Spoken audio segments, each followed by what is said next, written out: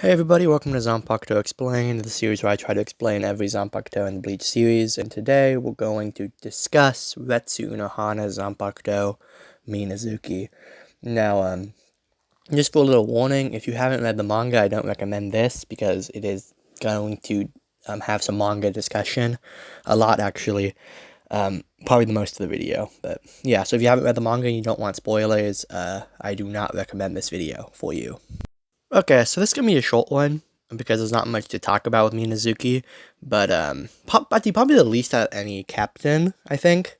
Besides, maybe there's definitely some other captains that have less to talk about, but it's definitely up there, which is surprising because she's like one of the classic Gote members. We've known of her since like the Soul Society, and she's been a fairly prominent character, so it's weird we don't have that much to talk about, but we only saw both of her release commands, so we only saw both of her release states once. Yeah, so first up is her sealed state, which is sort of unique. It's probably the longest Zanpakuto, like sealed state-wise. It's really long, really thin, and like really curved, so it's pretty unique. But yeah, it's sort of it with that. It's just sort of unique looking. Okay, so first up is a Chikai, Minazuki, or Flesh Drops Gorge in English. Its release command is unknown, unfortunately. We never actually saw it being released. We saw it once it was released. So how it's released in the release command isn't known, which is unfortunate. And basically what Minazuki is, it's a big manta ray with one eye. And it has three main abilities. It's really big, so Unohana can like carry people on top of it, which is useful obviously because it can serve as like transportation for her. It can fly, which is also again really useful for the transportation part, but also for healing, which is its third main ability. If it eats you, it can heal you because its stomach acid has really strong healing properties. Yeah, so it can eat you, then it can like fly away, basically, to serve as good healing, which again fits with the character. We also saw that it has pretty strong claws. It can like retract, so it could have some combat potential too. But we never saw it fight, so maybe it could fight, maybe it couldn't. I'm on the side of probably can't fight efficiently. The most it could do is probably like grab you, then like throw you, but who knows.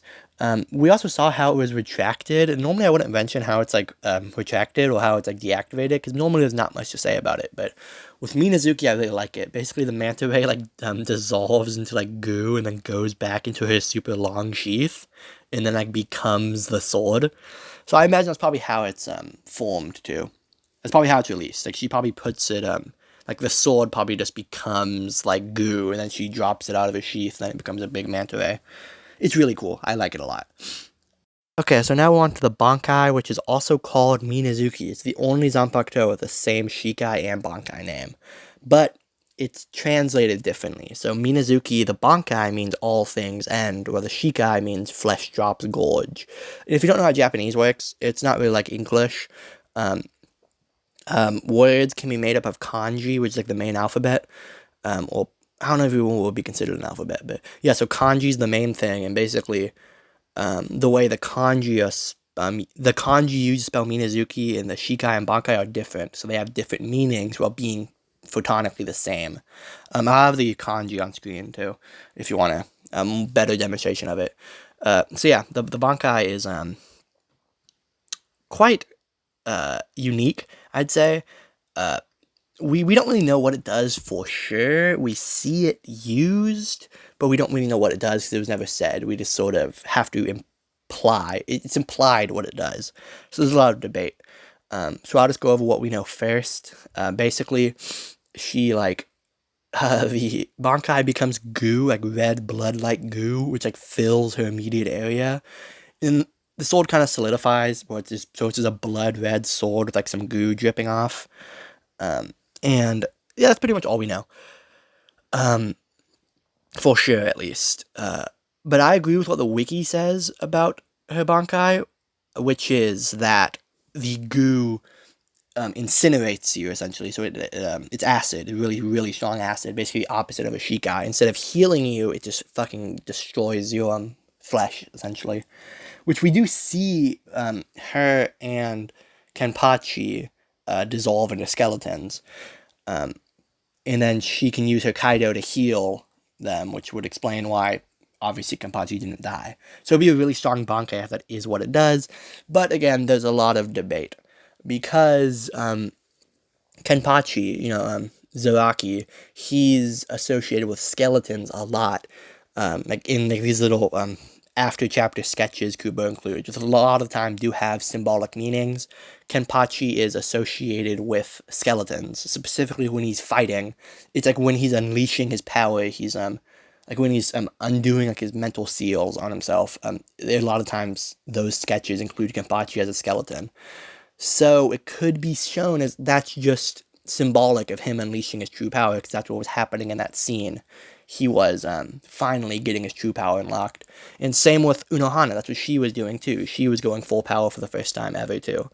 So a lot of people say that they weren't actually turning into skeletons and that it was just symbolic, which I could see that being the case. I think both are the case. I think it's obviously symbolic, but I do think they were literally dissolving into skeletons. So yeah, I'm not saying that's what it does for sure, but that is what I think it does. I think the acid just dissolves bones and flesh and shit. That's basically the end. There's really not much to talk about in terms of Minazuki. We only saw both releases once, and even then only for a couple pages each. So there's really not much to say. I don't know how I even got 7 minutes out of that. But yeah, so if you enjoyed, please consider subscribing. I do talk about Bleach every week. These Zanpakuto explained videos, I try to come out every single week. Most of the time on Wednesdays. But yeah, so if you like Zanpakuto, if you like Bleach, just please consider coming back at least. But you don't have to, of course. Next time should be Sogyo no Kodowari, because I'm trying to go in order. But I have a suspicion that Sogyo no Kodowari is going to be explained a lot more in detail soon. Again, I'm still on the whole Bleach is getting a new arc train eventually. So obviously, if you've read the one shot, you know that we're gonna get some more exposition on Sogyo no Kodowari eventually. So yeah, I don't want the video to become outdated. So I'm just going to ignore it, basically. So we're going straight to Katen Kyoketsu, since that was the next Zanpakuto revealed after Sogyo no Kodowari.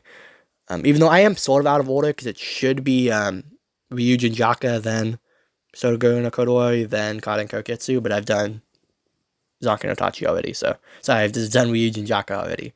So, kind of late for that. So yeah, I have a big video coming next week, because there's a lot to talk about in terms of Katen Kyoketsu, so please come back for that.